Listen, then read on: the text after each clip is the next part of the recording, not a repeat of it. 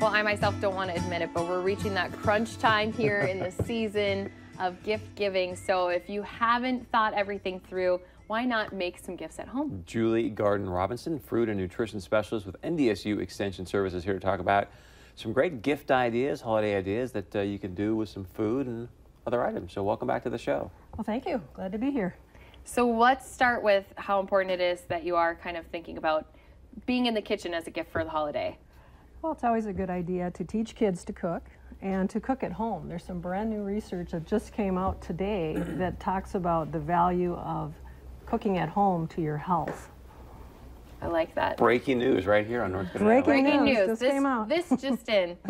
So I want to start with this because it's down on my end, and I think this is a really cute idea. I've seen people do it with hot chocolate, but I like thinking about how can we do this healthier. Sure.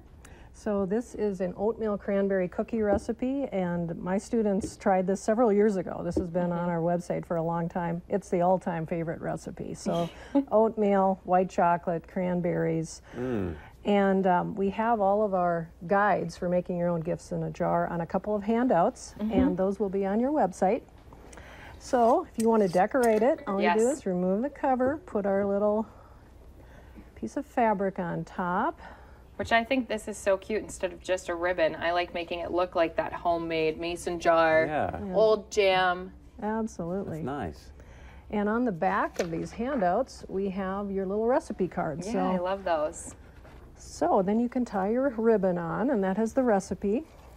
And you have a lot of different recipes that you don't have to have the cookies. There's the chili, the cornbread, soup. Yes. Which, who wouldn't want that stuff in this winter? Yeah, you could make a whole basket with gifts in a jar. You don't have to put it in a jar either. You can put it in any kind of container. Yeah. So you get that from somebody, then you just go home and pour that in a bowl and add a couple items and bada bing, bada boom. All you do is add an egg and some vanilla and butter, stir it up, make your cookies. There you go. That's great. Wham bam. Yeah. But you can't eat it raw. Okay. Don't eat it. Don't eat this dough raw. Check. But you're not going to want to. You're going to want to make these into as many cookies as you can. And these are just delicious. They're my favorite. They sound fantastic. Yes. Perfect. So what do you want to talk about next? You tell us. What do you got? All right. Well, let's talk about making your own recipe cards. Maybe Okay. pick out some heritage recipes. I just wrote out my recipe for lefse because I'm Scandinavian. and it's just kind of fun to have recipes written in the handwriting of your mom or grandma or aunt. I know we can scan things and we can type things, but having that handwriting really makes it nostalgic.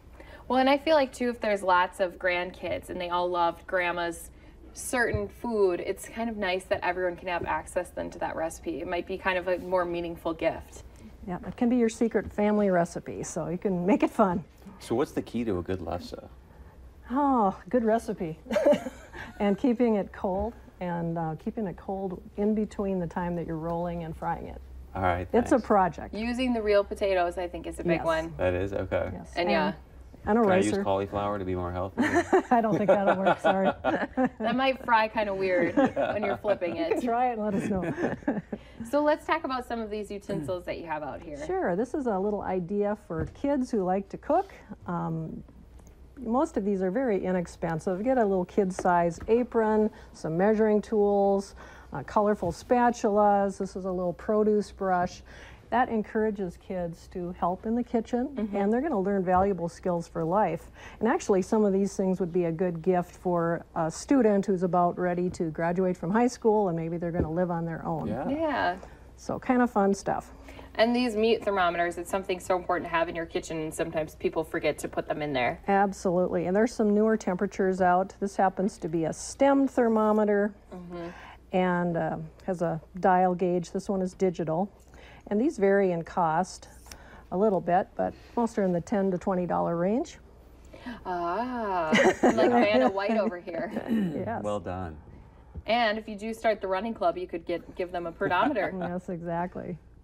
Pedometer or step counters, that's a very elementary one, probably in the $10 range, or 10 to 20.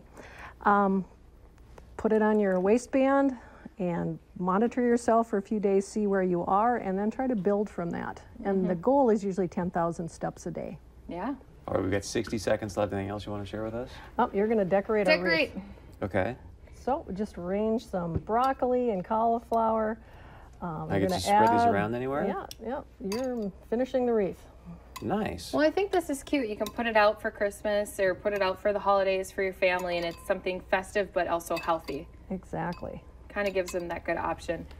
Lots of ideas online to make Santa Claus, to make snowmen. So there's this is kind of the thing right now is to decorate your appetizers.